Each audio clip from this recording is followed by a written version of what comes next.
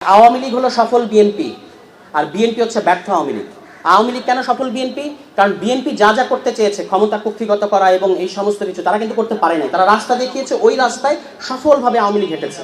আর BNP হলো ব্যর্থ আওয়ামী লীগ, মানে আওয়ামী লীগ হতে চায় কিন্তু পারে না।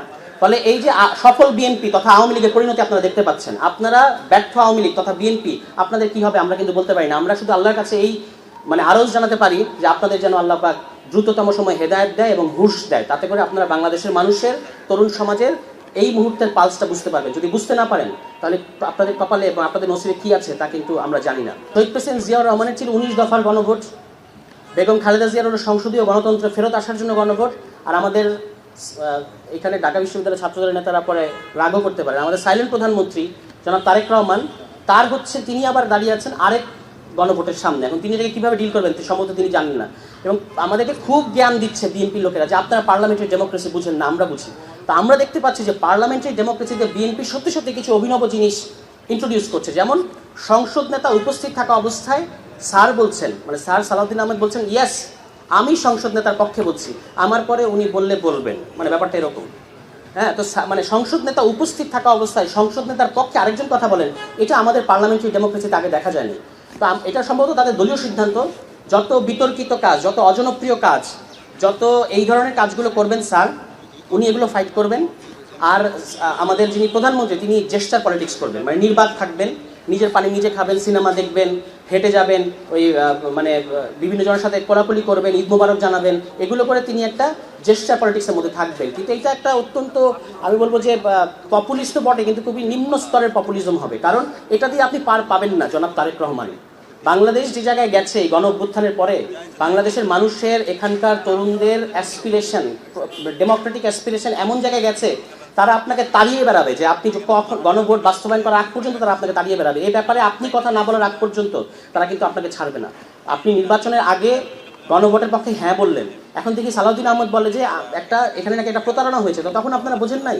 আপনারা কি বলতে চান যে আপনাদের যিনি প্রধানমন্ত্রী, তিনি প্রধানমন্ত্রী হওয়ার আগে না বুঝে গণভোটের পক্ষে বলেছেন? নিজেদের প্রধানমন্ত্রীকে তো অপমান করতেছেন। তখন বললেন যে তখন এত প্রশ্ন তারা কিন্তু তোলে নাই, যে এই প্রশ্নের মধ্যে সমস্যা। তারপরে এই যে আরেকজন ব্যারিস্টার সাহেব আছেন, ব্যারিস্টার পার্থ, অত্যন্ত জ্ঞানী মানুষ, তিনি 1 বছর আগে দেখলাম বললেন যে জনগণ একদিন এই সংবিধান ছুঁড়ে ফেলে দেবে। এখন তিনি বলতেছেন জনগণ ছুঁড়ে ফেলে দিলে নাকি, এটা বললে নাকি এটা পরাজয়ের গ্লানি মনে আসে। তো আমি একটা শোতে বললাম, আমাকে বলতেছে যে আমি বললাম বেগম খালেদা জিয়াও তো বলেছে, পার্থও তো বলেছে সংবিধান ছুঁড়ে ফেলার কথা, বলেন না ওনারা রূপকার্থে বলেছেন। তা আমি বললাম যে আমরা কি বলেছি এইভাবে ছুঁড়ে ফেলে দিব? আপনারা তো আক্ষরিকভাবে বলেন। তা আমি বললাম যে আমরা আক্ষরিকভাবে বলি মানে কি আমরা সংবিধানকে এভাবে ফেলে দিব? আপনি কি এটা মনে করেন যখন আমরা বলি যে সংবিধান ছুঁড়ে ফেলে দেওয়া হবে, তখন কি আমরা সংবিধানটা হাতে নিয়ে এইভাবে করে ফেলে দিব? ওনাদের আমাদের সম্পর্কে ধারণা এটাই, ওনারা বললে রূপক আর আমরা বললে আক্ষরিক অর্থে।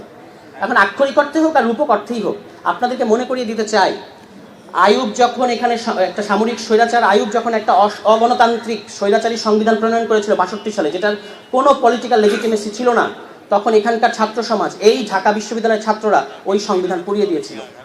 বাংলাদেশকে সেদিকে যদি নিয়ে যেতে না চান, তাহলে সংস্কার না সংশোধনী, দফার মধ্যে লিখে রেখেছেন সংস্কার, এখন বলেন সংস্কার বলতে কিছু নাই। স্যারের যে কত জ্ঞান! ফলে ভালোই যদি জনগণের অধীনে না থাকেন, যদি সংসদীয় স্বৈরতন্ত্র কায়েম করতে না চান, এবং যদি গণতান্ত্রিকভাবে জনগণের ম্যান্ডেট না মেনে দেন, তাহলে আমি গতকালকে একটা আলোচনায় বলেছি, এটাই আমার শেষ কথা, যে আওয়ামী লীগ হলো সফল বিএনপি আর বিএনপি হচ্ছে ব্যর্থ আওয়ামী লীগ। আওয়ামী লীগ কেন সফল বিএনপি? কারণ বিএনপি যা যা করতে চেয়েছে, ক্ষমতা কুক্ষিগত করা এবং এই সমস্ত কিছু, তারা কিন্তু করতে পারে নাই। তারা রাস্তা দেখিয়েছে, ওই রাস্তায় সফলভাবে আওয়ামী লীগ হেঁটেছে। আর বিএনপি হলো ব্যর্থ আওয়ামী লীগ, আওয়ামী লীগ হতে চায় কিন্তু পারে না। ফলে এই যে সফল বিএনপি তথা আওয়ামী লীগের পরিণতি আপনারা দেখতে পাচ্ছেন। আপনারা ব্যর্থ আওয়ামী লীগ তথা বিএনপি, আপনাদের কি হবে আমরা কিন্তু বলতে পারি না। আমরা শুধু আল্লাহর কাছে এই আরজ জানাতে পারি যে আপনাদের যেন আল্লাহ পাক দ্রুততম সময় হেদায়েত দেয় এবং হুঁশ দেয়, তাতে করে আপনারা বাংলাদেশের মানুষের, তরুণ সমাজের এই মুহূর্তের পালসটা বুঝতে পারবেন। যদি বুঝতে না পারেন তাহলে আপনাদের কপালে এবং আপনাদের নসিবে কি আছে তা কিন্তু আমরা জানি না।